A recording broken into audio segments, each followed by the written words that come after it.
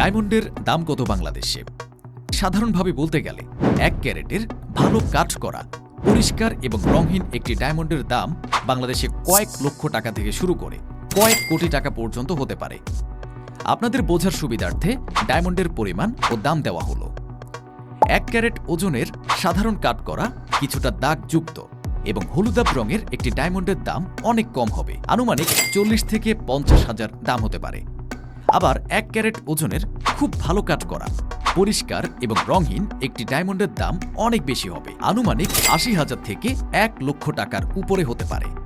তাই 1 ক্যারেটের ডায়মন্ডের দাম নির্দিষ্ট করে বলার কোনো উপায় নেই, তবে কেনার আগে ভালো করে ভেবেচিন্তে কিনুন।